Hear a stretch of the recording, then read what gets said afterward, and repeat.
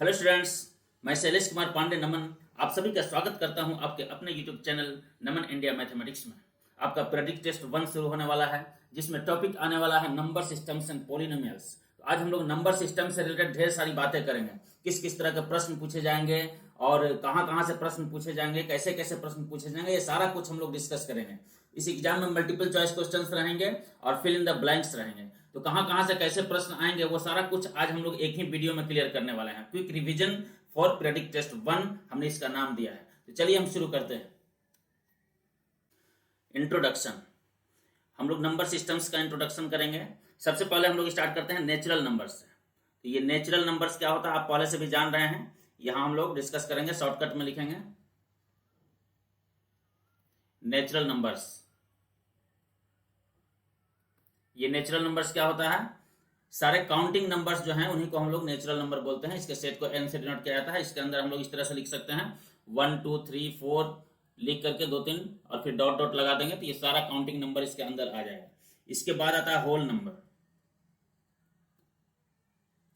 Whole numbers, इसके set को हम लोग W से डिनोट कर सकते हैं। ये नेचुरल नंबर्स के सेट में सिर्फ जीरो एक ऐड कर देते हैं एलिमेंट के रूप में, तो ये होल नंबर्स का सेट बन जाता है। 0 1 2 3 डॉट डॉट, ये हो गया होल नंबर्स का सेट। इसके बाद आता है इंटीजर्स। इंटीजर्स का सेट आता है जिसको हम लोग जेड से डिनोट करते हैं या फिर आई से भी डिनोट कर सकते हैं। ज्यादातर जेड से डिनोट किया जाता है। तो ये इंटीजर्स हुआ। इंटीजर्स में क्या क्या होते हैं, ये होल नंबर्स जो है वो तो रहेंगे ही, 0 1 2 3 डॉट डॉट करेंगे आगे। इधर जाकर के ये -1 और -2 -3 ये सारे नंबर्स इसमें जुड़ेंगे। यानी इधर भी कहीं एंड नहीं मिल रहा इसको, इधर भी कहीं एंड नहीं मिल रहा, तो ये इंटीजर्स हुआ। ये माइनस इन्फिनिटी की तरफ, इधर घटते हुए माइनस इन्फिनिटी की तरफ जाएगा, इधर बढ़ते हुए इन्फिनिटी की तरफ बढ़ेगा। तो ये सारे इंटीजर्स हो गए। इंटीजर्स के बाद यहां पर क्वेश्चंस इस तरह से पूछे जा सकते हैं कि every natural number is a whole number. अब ये सही है कि गलत है, तो बिल्कुल सही है। जितना भी नेचुरल नंबर है वो सारा का सारा होल नंबर है। ये 1 2 3 4 जो भी है होल नंबर के अंदर है। But every whole number is not a natural number. एक जीरो ऐसा होल नंबर है जो नेचुरल नंबर नहीं है। नेचुरल नंबर के बारे में और भी हम कह सकते हैं, every natural number is a integer. Integer के अंदर भी सारा का सारा natural number, but every integer is not a natural number. उसी तरह से होल नंबर के बारे में भी हम ले सकते हैं, every whole number is an integer but every integer is not a whole number. इस तरह से यहां से प्रश्न पूछे जा सकते हैं। आगे हम लोग बढ़ते हैं, देखते हैं रैशनल नंबर क्या होता है। Rational numbers,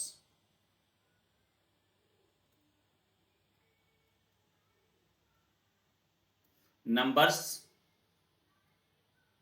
which can be expressed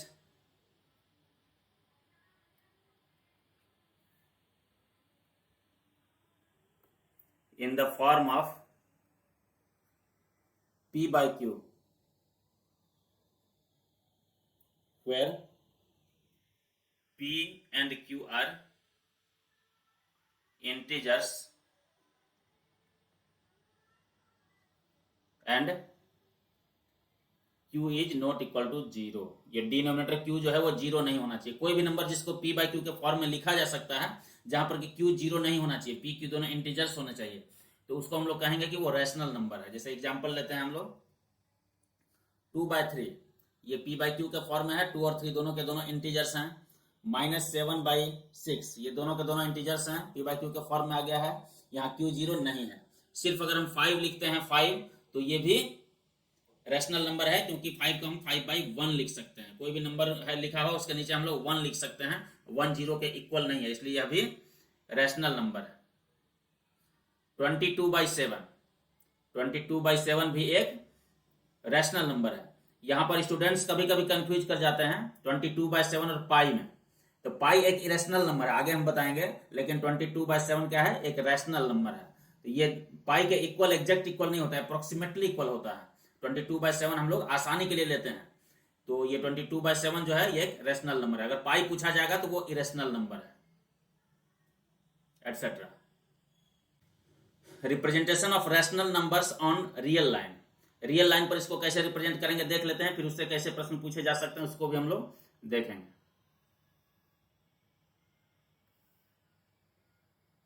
यह एक रियल लाइन है। इसमें हम लोग यहाँ पर देते हैं 0, फिर इक्वल इंटरवल में हम लोग 1 2 3 4 इधर पॉजिटिव में लेते हैं राइट साइड में, निगेटिव में आते हैं तो -1 -2 -3 -4 इस तरह से आता है। तो ये एक रियल लाइन हो गया। इसका नेम हम लोग चाहें तो लिख सकते हैं यहाँ पर x डैश। अब एक नंबर हम लेते हैं 2/5, इसको हम नंबर लाइन के ऊपर रिप्रेजेंट करना चाह रहे हैं रियल लाइन के। तो 2/5 है, ये 1 से छोटा है, ये क्लियर है। इसका न्यूमरेटर छोटा है, डिनोमिनेटर बड़ा है, तो ये 1 से छोटा नंबर हो गया, यानी कि 0 और 1 के बीच में ही ये रिप्रेजेंट होगा। तो 0 1 के बीच में इसको रिप्रेजेंट करना है, तो सबसे पहले हम क्या करेंगे, इसका डिनोमिनेटर को देखेंगे। तो डिनोमिनेटर है 5, तो हमको 0 से 1 के बीच का जो इंटरवल है उसको 5 इक्वल पार्ट्स में डिवाइड कर लेना है। 1 2 3 4 लाइन जब हम देते हैं इक्वल इंटरवल पर, तो ये 5 पार्ट में डिवाइड हो जाता है। पार्ट यहाँ से हो गया 1 2 3 4 और ये लास्ट वाला हो गया 5 पार्ट में ये डिवाइड हो गया। इक्वल पार्ट होना चाहिए, इक्वल इंटरवल होना चाहिए। ये 5 में से हमको कितना लेना है, 2 लेना है। तो शुरू से हम लोग काउंट करेंगे यहाँ से, तो ये एक इंटरवल हो गया 1, फिर ये 2 हो गया, यानी कि यहाँ पर जो आ रहा है यही पॉइंट हमारा है 2/5। इस पॉइंट करने में अगर हम P लिख दें तो P जो है 2/5 को रिप्रेजेंट कर रहा है। कोई दूसरा नंबर लेते हैं हम लोग -7/4। ये क्लियर है। इसको अगर हम मिक्स्ड फ्रैक्शन में अगर हम कन्वर्ट करते हैं, माइनस यहाँ रख लेते हैं, तो 4 1 जब 4 आएगा, फिर यहाँ 3 बच जाएगा और यहाँ 4, यानी कि 1 से ये बड़ा नंबर आ रहा है। माइनस में अगर हम देखें तो -1 से ये छोटा नंबर आ रहा है। तो -1 से छोटा यानी -1 और -2 के बीच में ये बनेगा। -1 और -2 के बीच में कहीं ना कहीं ये रिप्रेजेंट होगा। तो हमको कितना डिनोमिनेटर में कितना है, 4 है।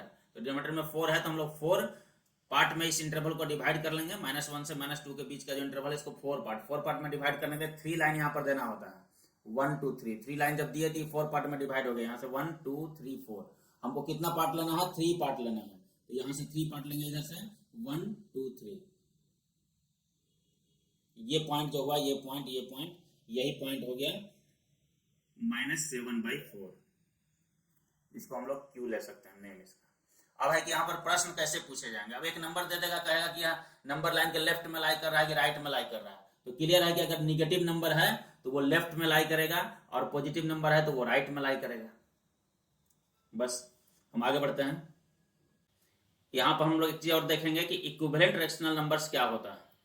इक्विवेलेंट कोई भी रैशनल नंबर है, जैसे 2/3 ले लेते हैं, इसमें किसी भी नंबर से अगर हम न्यूमरेटर और डिनोमिनेटर दोनों में मल्टीप्लाई करते हैं, कोई भी नंबर से, जैसे 2 से हम मल्टीप्लाई कर रहे हैं, तो इससे जो नंबर बनेगा वो पहले वाले के इक्विवेलेंट होगा।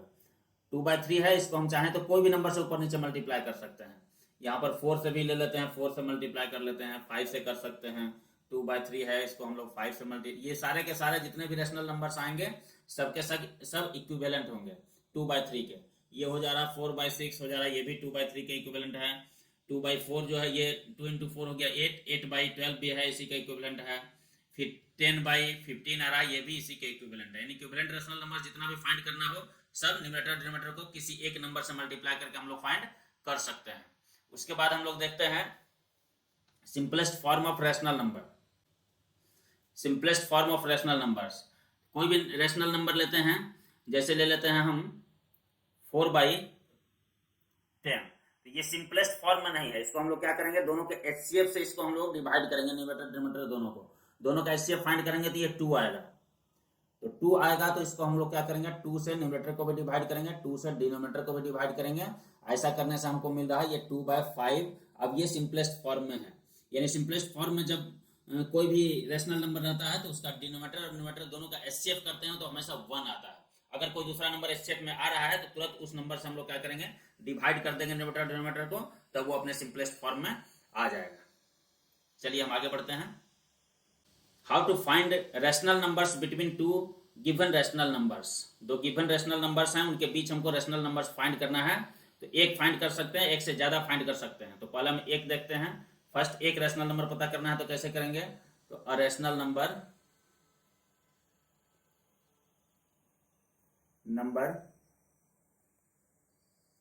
Between x and y। तो ये बहुत आसान है। इसके लिए हम लोग क्या करेंगे, दोनों को ऐड करेंगे और 2 से डिवाइड कर देंगे। तो इससे जो रैशनल नंबर मिलेगा उस दोनों x और y के बीच का रैशनल नंबर होगा। एग्जाम्पल के लिए हम ले लेते हैं 2 और 3 के बीच एक रैशनल नंबर लेना है, तो वो कैसे पता करेंगे हम लोग, 2 + 3 और बाई 2 कर देंगे, यानी 5/2 एक ऐसा रैशनल नंबर होगा जो 2 और 3 के बीच का रैशनल नंबर होगा। ये क्लियर है, बहुत आसान है। अगर एक से ज्यादा रैशनल नंबर पता करना हो तो इस मेथड से भी हम पता कर सकते हैं। जैसे हम लोग को यहां पर एक क्वेश्चन ले लेते हैं कि फाइंड 3 रैशनल नंबर्स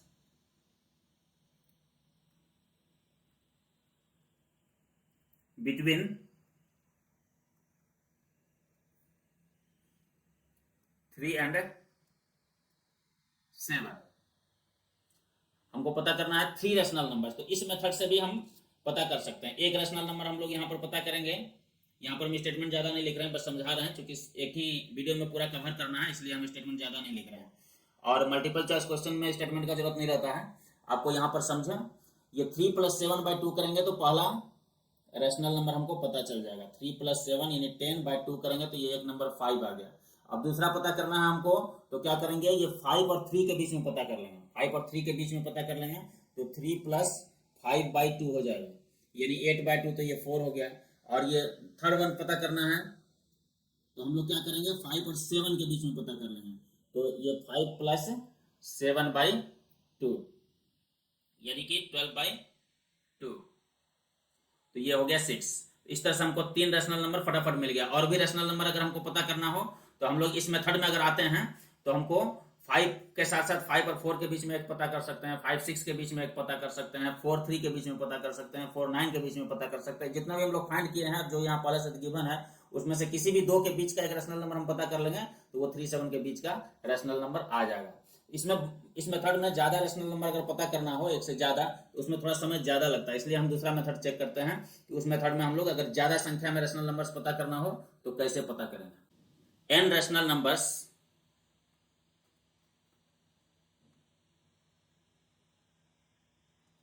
बिटवीन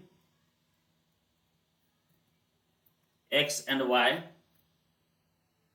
ये x y में लाइक डिनोमिनेटर रहेगा तब कैसे करेंगे, विथ लाइक डिनोमिनेटर, डिनोमिनेटर दोनों का सेम रहता है, तब कैसे हम लोग करेंगे।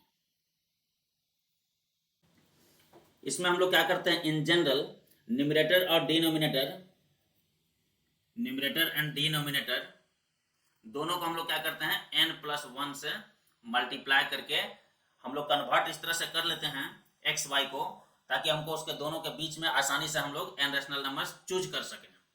हम एग्जांपल देखते हैं तो यहां से क्लियर हो जाएगा। जैसे 5/7 एंड 6/7, इसके बीच में हमको पता करना है 5 रैशनल नंबर्स। तो हम लोग क्या करेंगे, 5/7 है, इसको मल्टीप्लाई करेंगे n+1, हमारे पास n का वैल्यू 5 है, तो 6 से मल्टीप्लाई कर लेते हैं न्यूमरेटर डिनोमिनेटर दोनों में।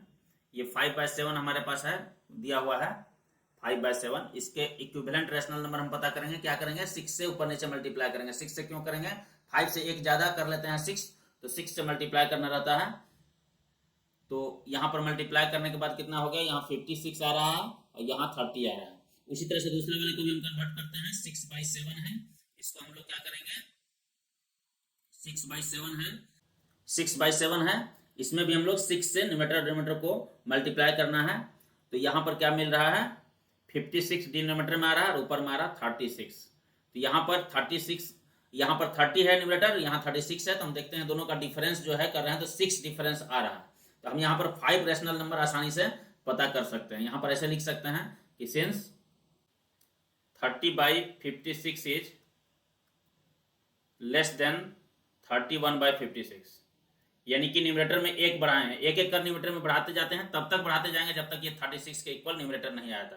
31 के बाद यहाँ पर हम 32 लेंगे, नीचे जो 56 लिख रहे हैं सब में लिखेंगे, 33 आ रहा है, फिर 56, 34/56,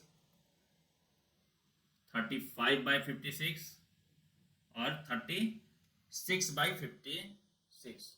तो हम देख रहे हैं कि ये 36/56 जो है इसके और 30/56 इसके बीच में हमको 5 रैशनल नंबर्स मिल जा रहा है। इसको हम लोग सिंपलेस्ट फॉर्म में कन्वर्ट कर लेते हैं सबको, तब क्लियर होगा। दैट इज 30/56 को हम लिख सकते हैं 5/7 लेस देन 31/56 में कुछ भी कॉमन नहीं है, तो हम लोग 31/56 ही लिखेंगे। फिर आगे हम देखते हैं 32 और 56, इसका एचसीएफ पता करेंगे तो 8 आएगा। तो 8 के टेबल में 32 कितने टाइम्स में आता है, 4 टाइम्स में, और ये 7 टाइम्स में। फिर हम लोग 33/56 में कुछ भी कॉमन नहीं है, तो ऐसे ही लिखेंगे। 34/56 में 2 कॉमन है, 2 से डिवाइड करेंगे, ये 17 हो जाएगा, और ये 56 को करेंगे तो ये 28 हो जाएगा। 35/56 में 7 कॉमन है, यहाँ 7 5 जा हो जाएगा, 7 8 जा हो जाएगा, और यहाँ पर ये हो जाएगा 6/7। यानी कि 6/7 और 5/7 के बीच में हमको ये 5 रेशनल नंबर्स जो हैं मिल गए हैं। लास्ट में हम लोग यहाँ पर लिख देंगे कि हैंस करके ये लिख देना है, hence the 5 rational numbers between 5/7 and 6/7 are ये। क्योंकि यहाँ पर स्टेटमेंट लिखने का हमको जरूरत नहीं है, आप मल्टीपल चॉइस के लिए कर रहे हैं। अगर डिनोमिनेटर लाइक नहीं हो और इस मेथड को यूज करना है, तब हम लोग कैसे यूज करेंगे।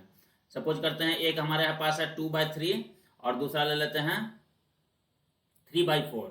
इसके बीच हमको 5 रेशनल नंबर्स पता करना है, 5 रेशनल नंबर्स। अब यहाँ पर डिनोमिनेटर लाइक नहीं है, लेकिन हम इसी मेथड का अगर यूज करना चाहते हैं, सबसे पहले हम लोग क्या करेंगे, डिनोमिनेटर को लाइक करेंगे, उसके बाद हमको एक सुटेबल नंबर सेलेक्ट करना है जिससे हम लोग न्यूमरेटर डिनोमिनेटर को मल्टीप्लाई करें, ताकि उन दोनों के बीच में हमको जितने नंबर्स चाहिए उतना आसानी से सेलेक्ट हो जाए। ये 2/3 है, सबसे पहले हम लोग दोनों के डिनोमिनेटर का एलसीएम लेते हैं, तो ये 12 आ रहा है। तो हम लोग 12 लाने के लिए क्या करेंगे, 2/3 को यहाँ 4 से न्यूमरेटर डिनोमिनेटर में मल्टीप्लाई करेंगे, तो इससे क्या हो गया, ये 12 आ गया है, और यहाँ पर 8 आ गया है। फिर यहाँ पर दूसरा हमारे पास है 3/4, तो 3/4 इसको हम लोग 3 से मल्टीप्लाई करेंगे, ऊपर नीचे 3 से मल्टीप्लाई करेंगे, 4 × 3, तो यहां भी आ गया है 12 और यहां आ गया है 9। अब दोनों का डिनोमिनेटर जो है ये लाइक हो गया है। अब हम लोग न्यूमरेटर डिनोमिनेटर में कोई ऐसा नंबर सेलेक्ट करके मल्टीप्लाई करेंगे ताकि बीच में 5 रेशनल नंबर्स हमको मिल जाए। अगर 6 से करेंगे हम लोग तो यहाँ मिल जाएगा, जैसे 6 9 जा करते हैं और 6 8 जा करते हैं, तो दोनों का डिफरेंस कम से कम 6 होना चाहिए। हम 6 से भी मल्टीप्लाई कर सकते हैं, 7 8 9 कोई भी 6 से बड़ा नंबर लेकर के न्यूमरेटर डिनोमिनेटर में मल्टीप्लाई कर देंगे, तो हमको 9 और 8 के बीच में डिफरेंस जो है कम से कम 6 आ ही जाएगा। इससे ज्यादा होगा तो कोई दिक्कत नहीं, हम 6 जितना हमको चाहिए, 5 रेशनल नंबर चाहिए तो हम 5 सेलेक्ट कर लेंगे। तो हम यहाँ पर क्या करेंगे, 8/12 है, इसको हम लोग मल्टीप्लाई करेंगे 6 से। 6 से करने पर एग्जैक्टली 5 नंबर्स हमको मिल जाएंगे। अगर हम 7 से मल्टीप्लाई कर लेते हैं तो हमको 5 से ज्यादा रेशनल नंबर्स मिलेंगे, उसमें से कोई 5 हमको चूज कर लेना होगा। ऐसे यहाँ पर हम 6 से मल्टीप्लाई कर लेते हैं, जैसे हमने प्रीवियस क्वेश्चन में किया, सेम उसी मेथड से हम लोग बढ़ेंगे। तो यहाँ पर हो जा रहा 72 और यहाँ पर आ रहा 48। फिर दूसरा वाला नंबर हमारा है 9/12, यहाँ पर 12 है, यहाँ पर ये 6 से इसको मल्टीप्लाई करते हैं, 9 है, यहाँ भी 6 से मल्टीप्लाई कर लेते हैं। तो ऐसा करने पर क्या हो रहा, 72 आ रहा है और यहाँ पर 54 आ रहा है। तो 54 में 48 माइनस करते हैं तो 6 आ रहा है, इसके अंदर 5 रेशनल नंबर हमको आसानी से मिल जाएगा। जैसे पिछला क्वेश्चन में हम लोग किए थे, उसी मेथड से आप आगे बढ़े और 5 रेशनल नंबर्स पता करें। और अगर आप पता कर लेते हैं तो मैसेज बॉक्स में जाकर कमेंट करें। नेक्स्ट मेथड हम लोग देखते हैं, n rational numbers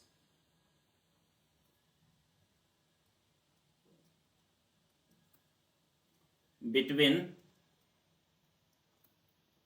x and y, x with unlike denominator. Unlike denominator रहेगा तो एक दूसरा मेथड भी हम लोग यूज कर सकते हैं।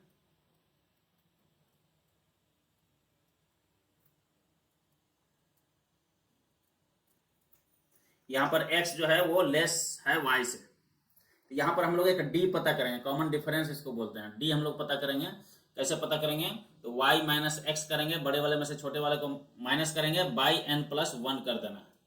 इस तरह से हमको d पता कर लेना है, और तब जो नंबर हमको मिलेगा वो नंबर x और y के बीच में जो मिलेगा, x से ठीक बड़ा हो जाएगा x+d, x+d से बड़ा हो जाएगा x+2d, x+2d, उससे भी आगे बढ़ते हैं तो x+3d, और आगे बढ़ते जाते हैं इसी तरह से डॉट डॉट करते हैं, आगे हमको मिलेगा x+n-1 × d, और आगे बढ़ेंगे तो मिलेगा x प्लस एन डी, और लास्ट में ये सबसे बड़ा हो जाएगा y, यानी y से ये छोटा ही होगा। तो हमको x और y के बीच में n रैशनल नंबर्स इस तरह से मिल जाएंगे। एग्जाम्पल लेते हैं हम 2/5 एंड 7/6, ये दो नंबर है, इसके बीच हम लोग को फाइंड करना है 4 रैशनल नंबर्स। हम लोग सिर्फ टेक्निक सीखेंगे कैसे पता करना है। तो यहां पर हम लोग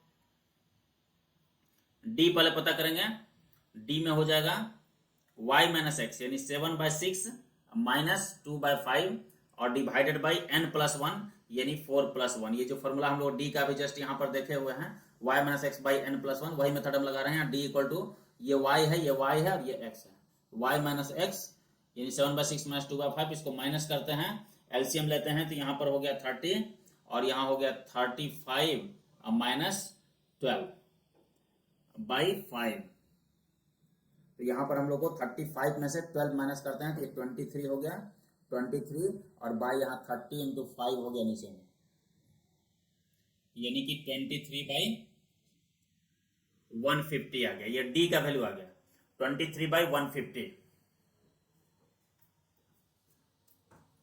अब हम लोग को क्या करना है, 4 रैशनल नंबर्स पता करना है इसके बीच में। तो फर्स्ट रैशनल नंबर जो होगा, फर्स्ट रैशनल नंबर, ये फर्स्ट रैशनल नंबर क्या हो जाएगा, x प्लस डी। तो x प्लस डी में हम लोग, x हमारे पास 2/5 है और इसमें d ऐड करना है, यानी कि 23/50 ऐड करना है, 150। इसको हम लोग ऐड करेंगे तो यहाँ पर 150 ही हो गया। एलसीएम लेते हैं तो 5 से कितने बार में हो रहा है, 30 टाइम्स में हो रहा है 150, तो 32 जा हो गया यहाँ पर 60 और प्लस 23 यानी कि 83/150। फर्स्ट वन हो गया। सेकंड वन अगर हम फाइंड करें यहाँ पर तो ये हो जाएगा x प्लस 2d, यानी 2/5 प्लस 2d यानी कि 2 इंटू 23/150। यहाँ 2 से इसको अगर हम कैंसिल कर दें तो ये 75 आ जाता है। 75 और 5 का एलसीएम लेते हैं तो ये 75 ही रहेगा और 15 5 जा होता है तो 15 2 जा हो गया यहाँ 30 और 30 प्लस 23 यानी 53/75 हो गया सेकेंड वन। इसी तरह से हम लोग थर्ड वन पता करेंगे, वो x प्लस 3d हो जाएगा और फोर्थ वन करेंगे तो x प्लस 4d हो जाएगा। तो इस तरह से आप पता कर सकते हैं, आप खुद से पता करके बाकी जो 2 रैशनल नंबर्स है उसको पता करके आप कमेंट बॉक्स में जरूर लिखें। हम आगे बढ़ते हैं। Decimal representation of rational numbers. Rational numbers को हम लोग डेसिमल में कैसे रिप्रेजेंट करेंगे वो यहाँ पर देखते हैं। तो वो बहुत सिंपल है। हम लोग फर्स्ट टर्मिनेटिंग डेसिमल पहले लेते हैं। दो तरह से डेसिमल रिप्रेजेंटेशन होता है रैशनल नंबर का, एक टर्मिनेटिंग होता है, एक नॉन टर्मिनेटिंग होता है। तो वो रेकरिंग हो जाता है, रिपीटिंग हो जाता है। पहले हम लोग टर्मिनेटिंग देखते हैं।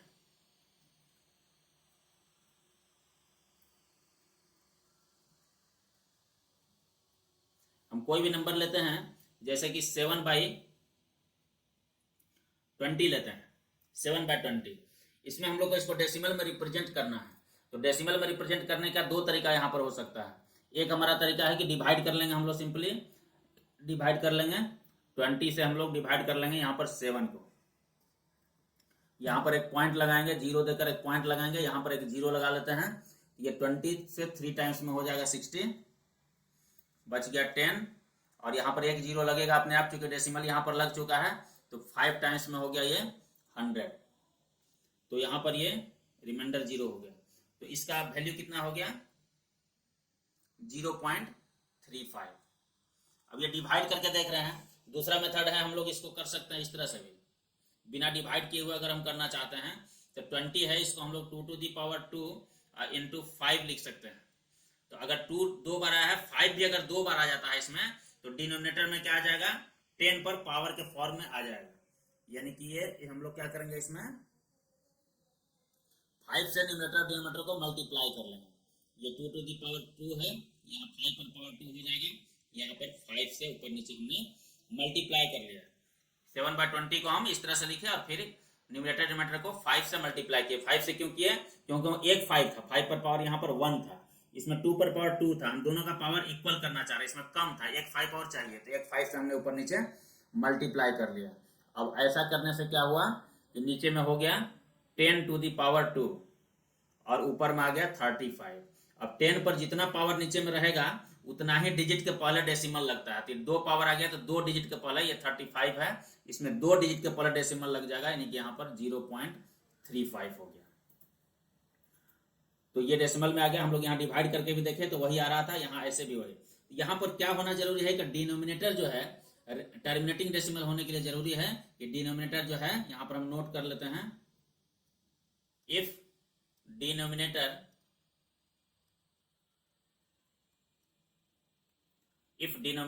can be expressed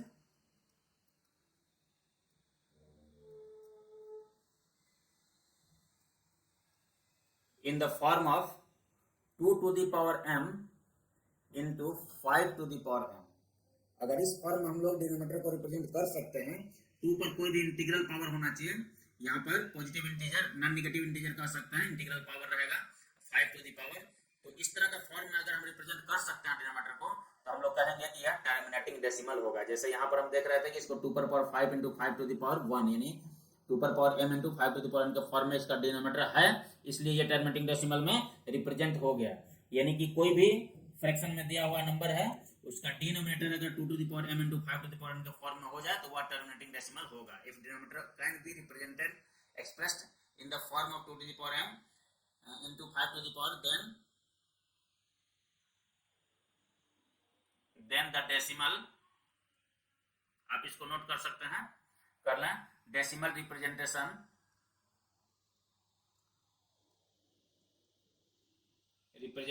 is terminating.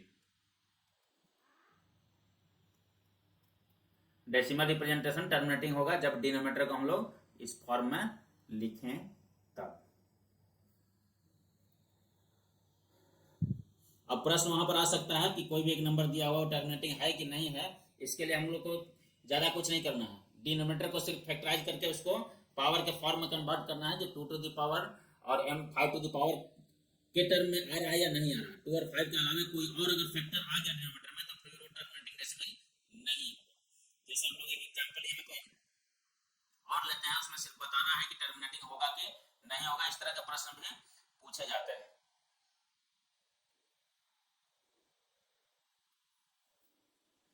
जैसे एक नंबर हम ले लेते हैं 7/250, ये टर्मिनेटिंग डेसिमल होगा कि नहीं होगा? तो बिल्कुल आसान है, हम लोग क्या करेंगे, 250 को पहले हम लोग फैक्टर के फॉर्म में लिखेंगे। तो इसको हम लोग लिख सकते हैं 2 into 5 into 5 into 5, 120, 5 into 5 into 5 हो गया 125 इंटू 2, तो 250 हो गया। यानी कि इसको हम लोग लिख सकते हैं 2 to the power m into 5 to the power 3, 2 to the power 1 into 5 to the power 3। ये 2 to the power m into 5 to the power n के फॉर्म में हमने डिनोमिनेटर को लिख लिया, इसलिए इसका डेसिमल रिप्रेजेंटेशन जो होगा वो टर्मिनेटिंग होगा। और एक एग्जांपल लेते हैं 10/270। अब इसमें हम लोग देखते हैं ये टर्मिनेटिंग होगा कि नहीं होगा। तो हम लोग 270 को सबसे पहले क्या करेंगे, फैक्टराइज करेंगे। तो 270 का फैक्टराइजेशन हो जाएगा 2 इंटू 5 इंटू 3 इंटू 3 इंटू 3, यानी कि 2 to the power 1 into 5 to the power 1, इसके अलावा यहाँ 3 टू द पावर 3 भी आ गया। यानी कि यह टर्मिनेटिंग डेसिमल नहीं है, क्योंकि 2 और 5 के अलावा भी इसका कोई फैक्टर यहाँ पर मिल जा रहा है, इसलिए यह टर्मिनेटिंग डेसिमल नहीं हुआ, यह नॉन टर्मिनेटिंग हो गया।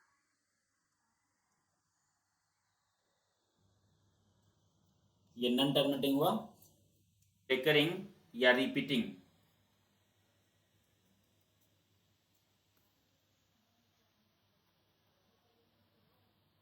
रेकरिंग और रिपीटिंग डेसिमल।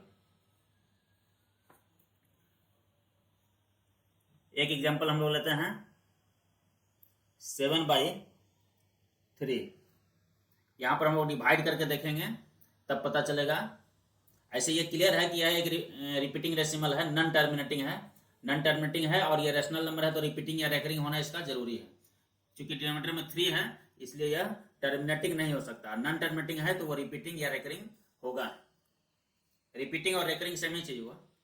3 से हम डिवाइड करते हैं यहाँ पर 7 को, तो 3 2 जा 6 हो गया है और यहाँ 7 में से 6 माइनस करते हैं 1 हो गया, यहाँ पॉइंट देते हैं 0 लगाते हैं, 3 3 जा हो गया 9, फिर यहाँ पर 1 बच रहा है, फिर हम 0 लगाएंगे यहाँ पर, तो फिर 3 से 3 टाइम्स में ही हो रहा है, फिर बार बार 1 ही बच रहा है हमको। इसका मतलब यह है कि अब बार बार 3 ही आने वाला है, तो बार बार 3 आने वाला है, यानी कि 3 के ऊपर हम यहाँ पर ये डॉट डॉट कर सकते हैं कि 7/3 को लिख सकते हैं 2.333 डॉट डॉट डॉट कर देंगे।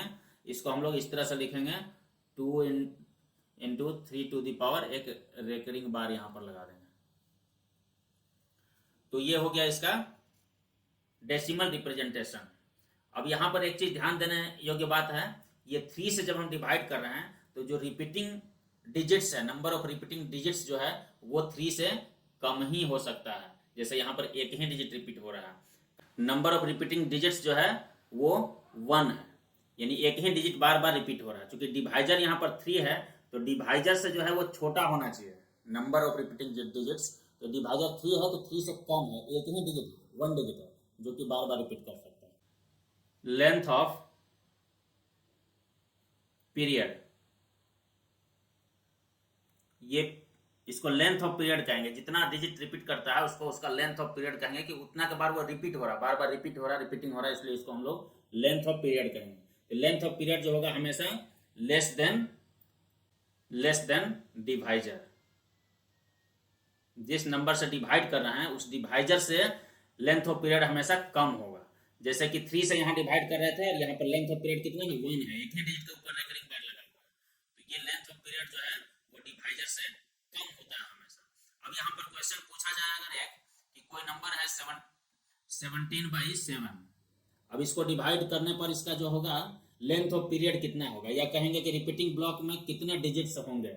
इसका ऑप्शन दिया हुआ रहता है। अगर मान लो कि एक नंबर दे दिया है इसमें 12, दूसरा नंबर दे दिया है 6, तीसरा ऑप्शन दे दिया है 18, चौथा ऑप्शन दे दिया है 7, तो हम लोग क्या आंसर मारेंगे, यहाँ पर कुछ दिमाग नहीं लगाना है, जो 7 से छोटा एक नंबर है उसी को लिख देंगे आंसर में, क्योंकि हम पहले से जान रहे हैं कि लेंथ ऑफ पीरियड जो है वो डिवाइजर से छोटा होता है। डिवाइजर यहाँ पर 7 है तो 7 से छोटा है 6, तो हम लोग 6 लिख देंगे, वहां पर कुछ भी दिमाग नहीं लगाना है। अगर ऑप्शन में 6 के अलावा एक नन ऑफ दीज आ जाता है तब हमको फिर डिवाइड करके देखना पड़ेगा कि क्या होता है इसका लेंथ ऑफ पीरियड, तो वो फाइंड करके चेक करना होगा। या फिर ऑप्शन में ऐसा हो जाए कि सारे के सारा डिजिट यहाँ डिनोमिनेटर से छोटा ही हो, तब फिर हमको डिवाइड करके चेक करना पड़ेगा। लेकिन ज्यादातर केस में ऐसा ही होता है कि एक नंबर से छोटा बाकी सब बड़ा दे देता है, तो जिससे स्टूडेंट आसानी से जिसको जानकारी है कि डिवाइजर से छोटा होना चाहिए वो इसको आंसर को आसानी से लिख देते हैं। हम आगे बढ़ते, एक क्वेश्चन यहां पर हम और लेंगे। एक्सप्रेस 2.35 पर हमने रेकरिंग बार लगाया in the form of P/Q। P/Q के फॉर्म में लिखना है इसको हम लोग कैसे लिखेंगे, सबसे पहले हम लोग क्या करेंगे, let x equal to 2.35, recurring bar यहाँ पर लगाया हमने। अब इसमें क्या करेंगे, इसको लिख लेते हैं पहले एक्सपेंड करके 2.353535 डॉट डॉट डॉट। ये 35 जो है ये बार बार रिपीट होगा, जितने डिजिट के ऊपर रेकरिंग बार लगा हुआ रहता है उतना डिजिट बार बार रिपीट होता है। अब हम क्या करेंगे, इसमें 100 से मल्टीप्लाई करेंगे। 100 से क्यों करेंगे, 1 के ऊपर 2 जीरो क्यों लगाएंगे, क्योंकि 2 डिजिट के ऊपर रेकरिंग बार लगा हुआ है। इसमें यही फंडा है, जितने डिजिट के ऊपर रेकरिंग बार लगा हुआ रहता है उतने ही डिजिट से यहाँ पर मल्टीप्लाई कर देते हैं दोनों साइड। तो 100x करेंगे तो इधर 2 डिजिट से जब मल्टीप्लाई होगा तो ये डेसिमल जो है 2 डिजिट राइट साइड शिफ्ट कर जाएगा, यानी 235.353535 जितना लिखना है लिखिए यहाँ पर, फिर डॉट डॉट डॉट। अब इसको हम लोग सब्ट्रैक्ट करते हैं, देयरफॉर ये 100x में से x को हम सब्ट्रैक्ट करते हैं इधर, तो इधर भी ये दोनों सब्ट्रैक्ट होगा, 235 में से 2 सब्ट्रैक्ट होगा तो हो जाएगा 233, और बाकी ये 3535 दोनों में है, सब्ट्रैक्ट होकर 0 हो जाएगा, कुछ नहीं बचेगा इधर। यानी कि 99x हो गया यहाँ पर, 99x इक्वल टू 233, यानी कि x का वैल्यू हो गया 233/99। इस तरह से p/q के रूप में कन्वर्ट हो गया है। तो आप इस तरह के प्रॉब्लम्स का भी प्रैक्टिस करेंगे। Irrational numbers. अब इरेशनल नंबर को आप डिफाइन कर सकते हैं खुद से, यहां पर हम ज्यादा समय नहीं लेंगे, ऐसे ही बता दे रहा हूं।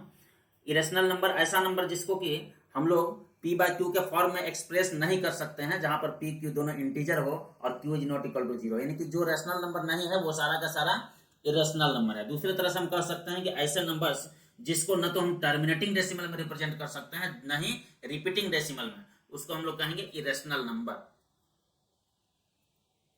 एग्जाम्पल यहाँ पर हम देखते हैं, क्योंकि एक ही वीडियो में सारा कवर करना है तो हम डेफिनेशन लिखेंगे तो वहां समय लगेगा, आपके बुक में डेफिनेशन लिखा हुआ वहां से आप नोट कर सकते हैं। हम एग्जाम्पल से यहाँ पर समझा दे रहे हैं। जैसे एक लेते हैं हम 2.303330 डॉट डॉट डॉट। अब एक पैटर्न फॉलो कर रहा है, लेकिन इसको हम लोग रिपीटिंग नहीं बोलेंगे। नॉन टर्मिनेटिंग तो है, चूंकि डॉट डॉट लगा दिए हैं तो नॉन टर्मिनेटिंग तो है, लेकिन रिपीटिंग नहीं है। रिपीटिंग इसलिए नहीं है क्योंकि रिपीट जो होना चाहिए वो इक्वल इंटरवल के बाद रिपीट होना चाहिए। लेकिन यहाँ हम देख रहे हैं कि 3 रिपीट तो हुआ है, लेकिन यहाँ पर इंटरवल 1 है, यहाँ पर 3 जो है सो 2 आ गया है, फिर ये 0 जो रिपीट हो रहा है यहाँ पर उसके बीच में 2 3 आया हुआ है, तीसरे बार जो 0 आ रहा है उसके बीच में 3 3 आ गया है, मीन्स उसका इंटरवल जो है लगातार बढ़ते जा रहा है। तो इक्वल इंटरवल के बाद अगर रिपीट नहीं होता है तो उसको हम लोग रिपीटिंग नहीं कहेंगे। तो ये रिपीटिंग भी नहीं है और टर्मिनेटिंग भी नहीं है, क्योंकि इसका एंड कहीं पर नहीं मिल रहा है, इसलिए इसको टर्मिनेटिंग भी नहीं कहेंगे। तो यह एक इरेशनल नंबर हो गया। इसके अलावा हम लोग जैसे रूट वाला कोई भी नंबर लेते हैं, जैसे √2 हुआ, √3 हुआ, √4 नहीं, √4 क्या है, एक परफेक्ट स्क्वायर नंबर है, उसके ऊपर रूट लगाने के बाद वो 2 हो जाता है, तो 2 हो जाएगा तो वो रैशनल नंबर हो जाएगा। यानी कि ऐसा नंबर जो परफेक्ट स्क्वायर नहीं है, वैसे नंबर के ऊपर अगर स्क्वायर रूट लगा हुआ हो तो वो सब का सब इरेशनल नंबर होता है। हम लोग यहाँ पर इरेशनल नंबर में पाई को भी लेते हैं। पाई का एग्जैक्ट वैल्यू जो होता है वह ना तो टर्मिनेटिंग होता है, ना ही रिपीटिंग होता है, इसलिए पाई को हम लोग कहते हैं कि है कि इरेशनल नंबर है। जो हम लोग 22/7 लेते हैं, इसका वैल्यू 22/7, वो इसका एग्जैक्ट वैल्यू नहीं होता है। पाई जो है एग्जैक्ट इक्वल नहीं होता 22/7। हम लोग क्वेश्चन बनाने में आसानी हो जाती है, तो इसलिए पाई का वेरी वेरी क्लोज का एक वैल्यू हम लोग सेलेक्ट किए हुए हैं 22/7, इसका हम लोग यूज कर लेते हैं, तो हम लोग को बनाने में क्वेश्चन में आसानी हो जाती है और हमको अप्रोक्सीमेट वैल्यू भी मिल जाता है आंसर में। इस तरह से ये हुआ इरेशनल नंबर। हम लोग इसके कुछ प्रॉपर्टीज को देखते हैं, properties of irrational numbers. First one इसमें देखते हैं, sum of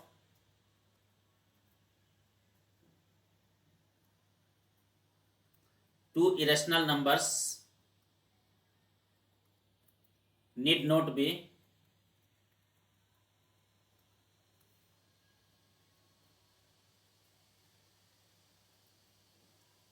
an irrational number। दो इरेशनल नंबर को ऐड करेंगे तो ये जरूरी नहीं है कि वो इरेशनल नंबर्स ही होंगे। दो इरेशनल नंबर्स को ऐड करेंगे तो जो सम आएगा वो इरेशनल नंबर होगा, ये जरूरी नहीं है। एग्जांपल जैसे लेते हैं 2 + √3 एक इरेशनल नंबर है, इसको हम लोग एक दूसरे इरेशनल नंबर 2 - √3 के साथ ऐड करते हैं, तो इसका सम जो है ये √3 कैंसिल हो जाता है, आ जाता है 4, जो कि एक रैशनल नंबर है। एक चीज यहां पर जान लेना है कि कोई भी रैशनल नंबर के साथ इरेशनल नंबर को ऐड करेंगे तो वो हमेशा इरेशनल नंबर आता है। तो यह एक इरेशनल नंबर है और ये भी एक इरेशनल नंबर है, और दोनों को जब हम लोग ऐड किए हैं तो ये दोनों क्या आ गया, सम इसका 4 आ गया है, जो कि एक रैशनल नंबर है। तो जरूरी नहीं है कि दो इरेशनल नंबर को ऐड करें तो इरेशनल ही आए, ऐसा जरूरी नहीं है। सेकेंड में हम डिफरेंस में भी कह सकते हैं कि डिफरेंस जो है, difference of two irrational numbers need not be an irrational number. Example लिख लेते हैं, आप इसको पूरा सेंटेंस ऊपर से लिख लें, सेम सेंटेंस है, डिफरेंस लिख करके आपको आगे लिख लेना है। जैसे 2 + √5 है, अब माइनस हम लोग करते हैं 3 + √5, हम लोग माइनस करके देख रहे हैं तो यहां पर क्या मिल रहा है, 2 + √5 -3 माइनस √5, माइनस माइनस यहाँ पर ये माइनस और प्लस √5 कैंसिल हो गया और 2 - 3 हो गया -1, जो कि एक रैशनल नंबर है। हम लोग देख सकते हैं कि प्रोडक्ट में भी, product of two rational numbers need not be a irrational number, product of two irrational numbers need not be an irrational number. यहाँ पर आप सेंटेंस लिख लें ऊपर से। हम यहाँ पर एग्जांपल लेते हैं, 2 × √3 मल्टीप्लाई करते हैं 3 × √3, तो ये 2 को 3 से मल्टीप्लाई करेंगे 6 हो जाएगा, √3 को √3 से करेंगे तो 3 हो गया, ये 18 हो गया। यह एक रैशनल नंबर है। उसी तरह से हम कोसेंट भी देख सकते हैं कि दो रैशनल नंबर का कोसेंट जो है, quotient of two irrational numbers need not be an irrational number. यानी कि यहां पर हम ले लेते हैं कि 2 √3 और डिवाइडेड बाई 5 √3, √3 कैंसिल हो रहा है तो 2/3 आ जाएगा, जो कि एक रैशनल नंबर है। यानी कोसेंट भी दो इरेशनल नंबर का है, तो वो जरूरी नहीं है कि इरेशनल नंबर ही हो। तो ये इसके प्रॉपर्टीज हुए। रियल नंबर्स, इसका डेफिनेशन हम बता दे रहे हैं। इसको कई तरह से लोग डिफाइन करते हैं। एक ऐसा डेफिनेशन हम लोग लिख सकते हैं कि a number which square is non negative, a number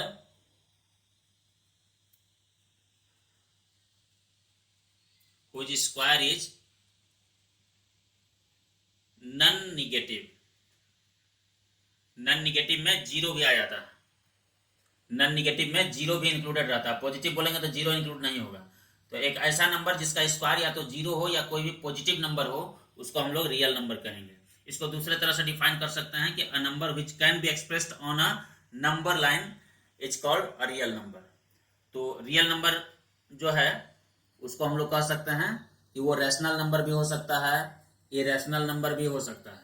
ये सारे के सारे रियल नंबर्स हैं, 0 है, 5 है, -2 है, एटसेट्रा। ये सारे के सारे रियल नंबर्स, यानी जितने नंबर्स अभी तक हम लोग पढ़े हैं वो सारे के सारे रियल नंबर्स हैं।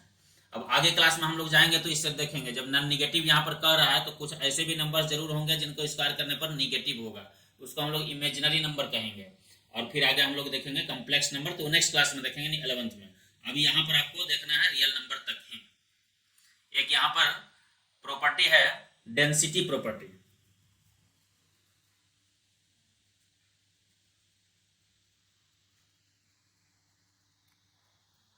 Density property,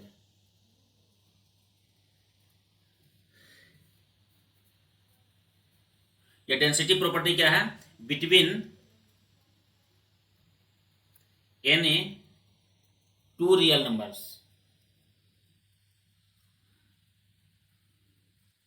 there are infinitely many real numbers. किसी भी दो रियल नंबर के बीच में इनफाइनाइटली मेनी रियल नंबर्स होते हैं। ये इसका डेंसिटी प्रॉपर्टी, कितना डेंस होता है।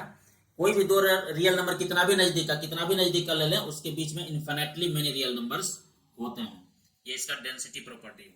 यहां से भी क्वेश्चन राइज किया जा सकता है कि कोई दो नंबर दे देगा 2 और 3 के बीच में कितने रियल नंबर्स हैं, तो आपको वहां पर आंसर लिखना होगा इनफाइनाइटली मेनी, ऑप्शन दिया हुआ रहेगा, उसके अनुसार उसको सिलेक्ट कर लेना है। कुछ रिजल्ट्स देख लेते हैं हम लोग, जिसका यूज हो जाएगा आपको एग्जाम में क्वेश्चन सोल्व करने में। अगर ए बी दो 0 से बड़ा पॉजिटिव रियल नंबर्स हैं तो √a इंटू √b अगर दिया रहेगा तो इसको हम लोग एक साथ लिख सकते हैं √ab। उसी तरह से √a डिवाइडेड बाय √b है, इसको हम लोग एक साथ लिख सकते हैं a/b।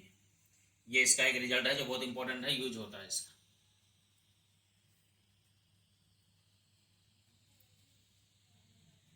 कुछ प्रॉब्लम्स हम लोग देख लेते हैं, एक दो प्रॉब्लम देख लेते हैं, फिर हम लोग आगे बढ़ेंगे। क्वेश्चन इसमें आसान पूछे जाते हैं, तो उसी तरह से क्वेश्चन जैसे ले लेते हैं 2 - √3 और यहाँ पर 5 + √3, इसको मल्टीप्लाई करना है, तो इसका क्या आंसर हो सकता है? यहाँ पर 2 × 5 करेंगे 10 होगा, जैसे हम लोग पिछले क्लास से मल्टीप्लाई करते आ रहे हैं उसी तरह से मल्टीप्लाई करेंगे। 2 × √3 हो गया 2 √3 × 5 हो गया -5 √3, फिर √3 × √3 हो जाएगा माइनस में, यहाँ पर माइनस है प्लस है तो माइनस में हो गया, √3 का स्क्वायर हो गया नहीं 3 हो गया। तो तो अब यहाँ पर 10 के साथ हम लोग 3 को माइनस कर लेंगे, तो ये हो गया 7, और इस दोनों को हम लोग क्या करेंगे, ऐड करेंगे। ये दोनों सेम साइन लगा हुआ माइनस माइनस, और दोनों क्या है, लाइक टर्म्स है, 2√3 और 5√3, इस दोनों ऐड हो जाएगा तो हो जाएगा 7√3।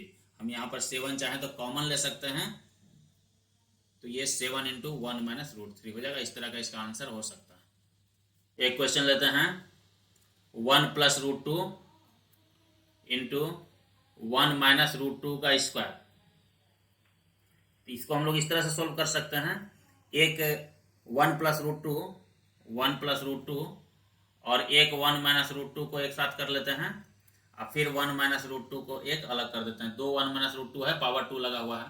इस दोनों को अगर हम एक साथ सोल्व करते हैं तो ये a + b × a - b में आ गया, तो a² - b², √2 का स्क्वायर हो गया 2, और फिर यहाँ पर हम लोग इसको 1 - √2 को लिखेंगे, तो ये हो गया 1² हो गया 1, 1 - 2 हो गया -1, यानी -1 - √2, यानी कि ये इसका आंसर हो गया √2 - 1। इस तरह से कुछ क्वेश्चंस आ सकते हैं। हम लोग आगे बढ़ते हैं। रेशनलाइजेशन, ये बहुत इंपॉर्टेंट है रेशनलाइजेशन। इसमें हम लोग क्या करेंगे, डिनोमिनेटर या न्यूमरेटर, जरूरत के अनुसार हम लोग उसको रेशनलाइज करेंगे। तो कोई भी नंबर है उसको रेशनलाइज करेंगे। क्यों रेशनलाइज करते हैं, ये भी हम लोग को जानना जरूरी है। तो रेशनलाइज करने का मतलब वो पहले से इरेशनल नंबर है, उसको रेशनल नंबर बनाना है। तो रेशनल नंबर बनाने के लिए हम लोग क्या करते हैं, रेशनलाइज करते हैं। और जिस नंबर से मल्टीप्लाई करने से रेशनल नंबर में कन्वर्ट हो जाता है, उसको हम लोग उसका रेशनलाइजिंग फैक्टर बोलते हैं। जैसे कि a + √b है, इसका रेशनलाइजिंग फैक्टर क्या होगा, a - √b। इसलिए a - √b इसलिए रेशनलाइजिंग फैक्टर होगा क्योंकि दोनों का प्रोडक्ट अगर हम करते हैं, a + √b × a - √b करते हैं, तो यहाँ पर क्या होता है, मल्टीप्लाई करने पर ये a² - b² वाला फॉर्मूला पर आएगा, तो a² - √b² हो जाता है, और यहाँ पर स्क्वायर होकर के ये a² - b होकर के यह एक रैशनल नंबर हो जाता है। रूट खत्म हो गया, तो रूट को खत्म करना है, इरेशनल नंबर है उसको रैशनल नंबर जो बनाते हैं उसको हम लोग रेशनलाइजेशन बोलते हैं। और जिस नंबर से मल्टीप्लाई करते हैं वो उसका रेशनलाइजिंग फैक्टर होता है। जैसे अब हम ये क्वेश्चन यहाँ पूछ देता है कि √2 - √3 है, इसका रेशनलाइजिंग फैक्टर क्या होगा, तो बस ये माइनस में है तो इसको आप प्लस कर देना है, √2 अब प्लस √3 कर देना है, यही इसका रेशनलाइजिंग फैक्टर होगा। दोनों का प्रोडक्ट जैसे करेंगे, a - b × a + b आएगा, तो a² - b², यानी कि √2 का स्क्वायर हो जाएगा 2 और √3 का स्क्वायर हो जाएगा 3, तो आंसर आ जाएगा -1, जो कि एक रैशनल नंबर है। तो इसका रेशनलाइजिंग फैक्टर हो गया ये। तो आपको सेलेक्ट करना है कि रेशनलाइजिंग फैक्टर क्या हो सकता है। इन जनरल यही होता है, अगर प्लस में है, यहाँ प्लस में है तो यहाँ माइनस में ले लेते हैं, यहाँ माइनस में है तो यहाँ प्लस में ले लेते हैं। अब क्वेश्चन आता है डिनोमिनेटर को रेशनलाइज करना है। तो डिनोमिनेटर में हम एक एग्जांपल लेते हैं, यहाँ पर 2/2 - √3। अब इसमें डिनोमिनेटर को कहेगा कि रेशनलाइज करना है, तो इसको हम लोग क्या करेंगे, फटाफट डिनोमिनेटर का रेशनलाइजिंग फैक्टर क्या है हम लोग समझ ही रहे हैं, अभी जस्ट हम लोग देखे हैं। ये 2 - √3 है, तो इसका रेशनलाइजिंग फैक्टर हो जाएगा 2 + √3। तो 2 + √3 से हम लोग क्या करेंगे, न्यूमरेटर और डिनोमिनेटर दोनों को मल्टीप्लाई करेंगे। ऐसा करने से क्या होगा, नीचे में हो गया 2 × 2 = 4 और माइनस √3 का स्क्वायर हो गया 3, और ऊपर में आया 2 × 2 + √3, यानी कि नीचे में तो 1 हो गया, 4 में से 3 माइनस हो गया, तो फाइनली हमको आंसर मिला 2 × 2 + √3। जैसा ऑप्शन में रहेगा आप उसी हिसाब से लिखेंगे। हो सकता है ऑप्शन में 4 - 2 √3 भी रहे, तो आप वहां से सेलेक्ट करेंगे। यहाँ से बहुत सारे क्वेश्चन पूछे जाते हैं, इसलिए इसको विशेष ध्यान देने की जरूरत है। अब एक क्वेश्चन हम ले रहे हैं, इस तरह के क्वेश्चन पूछे जा सकते हैं, 2 + √5 by 3 - √5 equal to a + b √5। तो यहां पर फाइंड कर सकता है कि फाइंड a + b। तो सबसे पहले हमको a और b को पता करना पड़ेगा, फिर उसका सम ऑप्शन 4 दिया रहेगा, वहां से हम लोग सेट करेंगे। तो इसको हम लोग सबसे पहले क्या करेंगे, डिनोमिनेटर को रेशनलाइज करेंगे, क्योंकि इसके RHS में डिनोमिनेटर जो है वो क्या है, डिनोमिनेटर इसका यहाँ पर लिख सकते हैं हम 1, यानी एक रैशनल नंबर। तो डिनोमिनेटर यहाँ रैशनल नंबर है, तो यहाँ भी डिनोमिनेटर रैशनल नंबर ही होना चाहिए, जबकि यहाँ पर 3 माइनस रूट 5 एक इरेशनल नंबर है। तो हम लोग सबसे पहले क्या करेंगे, LHS को सोल्व करेंगे और इसमें डिनोमिनेटर को रेशनलाइज करेंगे। ये 2 plus root 5 by 3 minus root 5 है, तो मल्टीप्लाई क्या चीज से करना है, आपको अभी तक क्लियर हो गया होगा कि 3 प्लस रूट 5 से मल्टीप्लाई करना है ऊपर नीचे। 3 plus root 5, 3 minus root 5 into 3 plus root 5 करेंगे तो ये हो गया 9 माइनस रूट 5। 3 का स्क्वायर 9 हो गया, रूट 5 का स्क्वायर 5 हो गया। और ऊपर में हम लोग क्या करेंगे, मल्टीप्लाई करेंगे, सबको सबके साथ मल्टीप्लाई कर लेंगे। 2 3 जा हो गया 6 प्लस 2 रूट 5 प्लस 3 रूट 5। जैसे सिंपल जो मल्टीप्लीकेशन होता है वैसे ही करना है। फिर रूट 5 इंटू रूट 5 करेंगे तो वो 5 हो जाएगा। तो नीचे में हमको मिल रहा है 4 और ऊपर में मिल रहा है 6 प्लस 5 11 प्लस 5 रूट 5। यानी इसको हम लोग अगर a प्लस b रूट 5 के फॉर्म में अगर हम करें तो ये हो जाएगा 11/4 प्लस 5/4 रूट 5। अब हम लोग क्या करेंगे, नाउ ये LHS हमारा आ गया है 11/4 प्लस 5/4 रूट 5। इसको हम लोग किसके इक्वल करेंगे, तो जो RHS है उसके इक्वल। RHS हमारा क्या है, a प्लस बी रूट 5, तो यहाँ a प्लस बी रूट 5 के इक्वल करेंगे। और हम लोग कंपेयर कर देंगे कि जो रेशनल नंबर है उसको रेशनल के इक्वल कर देना है, जो इरेशनल वाला नंबर का कोफिशिएंट है उसको यहाँ पर b के इक्वल कर देना है, इरेशनल नंबर के कोफिशिएंट के साथ। रूट 5 का कोफिशिएंट 5/4 है, यहाँ b है तो b इक्वल टू 5/4 हो जाएगा और a के इक्वल हो जाएगा 11/4। a equal to 11/4 and b equal to 5/4। अब कह रहा है सम पता करने के लिए, तो आसानी से आप सम पता कर सकते हैं। a plus B equal to 11/4 plus 5/4 यानी कि 16/4। तो आंसर इसका आ जाएगा 4। तो आप इसको आसानी से पता कर सकते हैं, जो ऑप्शन आएगा उसको आप लिखेंगे। इस तरह के क्वेश्चंस का आप प्रैक्टिस करेंगे ज्यादा से ज्यादा। नेक्स्ट है हमारा laws of exponents. Laws of exponents, let a greater than 0, b greater than 0 be real numbers. Real numbers m and n are rational numbers.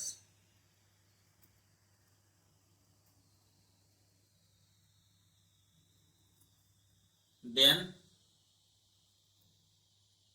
a to the power m into a to the power m equal to a to the power m plus m। Clear है, multiply रहता है, base same रहता है तो power को हम लोग add कर देते हैं। a to the power m by a to the power n। Divide में रहता है तो हम लोग पावर को क्या करते हैं, माइनस कर देते हैं, सब्ट्रैक्ट कर देते हैं। a to the power m है और whole to the power n आ जाता है तो पावर क्या करते हैं हम लोग, मल्टीप्लाई कर देते हैं a to the power m into n। ये सेम बेस वाले में ऐसा हो रहा है। तीनों जो हम लोग लिए इसमें a लिए थे, अब यहाँ पर b हम लोग यूज करते हैं तो यहाँ पर पावर को सेम रखना होगा, a to the power m into b to the power m। यहाँ पर पावर यानी एक्सपोनेंट सेम है, बेस डिफरेंट है। पहले जो हमारा बेस सेम था, एक्सपोनेंट डिफरेंट था, तो ऐसा हुआ। यहाँ पर बेस डिफरेंट है, एक्सपोनेंट सेम है, तो इसको हम लोग a into B to the power m एक साथ हम ऐसे लिख सकते हैं। डिवाइड वाले में भी ऐसा कर सकते हैं, a to the power m divided by b to the power n है, इसको हम लोग a by B to the power b पर पावर b क्या है, m है। दोनों में सेम पावर रहना चाहिए, बेस डिफरेंट रहना चाहिए, तो यहां पर पावर m आ जाएगा। a टू द पावर अगर माइनस m रहता है, इसको हम लोग लिख सकते हैं 1 by a to the power m, या फिर पहले से रहता है a by 1 by a to the power minus m नीचे में रहता है, इसको हम ऊपर ले जाएंगे तो a to the power m हो जाता है। तो इस तरह इन लॉज को ये फॉलो करता है। हम कुछ क्वेश्चंस देख लेते हैं इससे। एक क्वेश्चन लेते हैं हम, 3 to the power x minus 1 minus 3 to the power x divided by 3 to the power x plus 1 plus 3 to the power X. इसका वैल्यू कितना आएगा ये देखना है। ये बहुत आसान है, हम लोग क्या करेंगे, ये 3 टू दी पावर एक्स है, इसको अलग कर लेते हैं हम लोग, और ये 3 टू दी पावर -1 को अलग कर लेते हैं। ये प्रोडक्ट में है तो पावर ऐड होता है, तो x और -1 ऐड होगा तो x -1 हो जाएगा। इसको अलग अलग करेंगे तो हम लोग इस तरह से लिख सकते हैं, या फिर 3 to the power x divided by 3 पर पावर 1 लिख सकते हैं, माइनस में है तो दोनों एक ही बात है। ये 3 to the power x divided by, यहां पर लिख सकते हैं 3 to the power x into 3 to the power 1 plus 3 to the power x। यहाँ पर 3 टू दी पावर x है, इसके साथ हम चाहें तो मल्टीप्लाई में 1 ऐसे लिख सकते हैं। कॉमन लेने के बाद 1 बचेगा, कोई जरूरी नहीं लिखना, बस समझने के लिए।